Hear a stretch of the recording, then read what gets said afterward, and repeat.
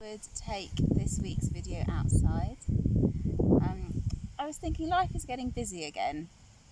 I'm feeling it at work and at home as we carefully add more people to our lives in this kind of COVID situation.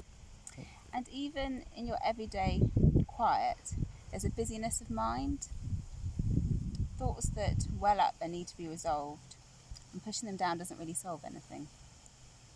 I was thinking about the importance of solitude, finding a quiet place. Jesus understood this need. He modelled it for us. Understandably, with all his miracles, crowds followed Jesus, but he often withdrew to a quiet place to pray.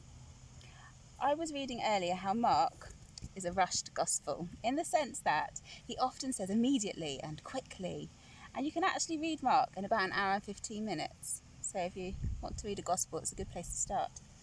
Mark, it's because he's so excited. It's like he wants to get to the cross. He wants to get to the good bit, and he's trying to cram so much in. But Mark doesn't leave out the fact that Jesus often withdrew from the crowds to pray. Sometimes to the lake, sometimes to the seaside, or to a mountain, a high place. You can find this in Mark 1 verse 35, Mark 3 verse 13, and Mark 6 verse 46.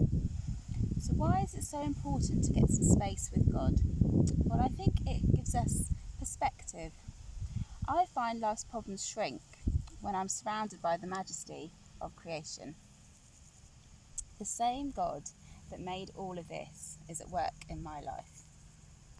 Plus, God often speaks in a still, small voice. Remember Elijah? As he climbed the mountain, he found God was not in the loud wind or in the blazing fire, but in the quiet whisper. In life's chaos, we can miss what Jesus wants to say. Finally, there is nothing like the source. Church is brilliant, with the fellowship and teaching that we get when we meet together, but equally important is our personal relationship with Jesus. It's like we become exposed, open, honest.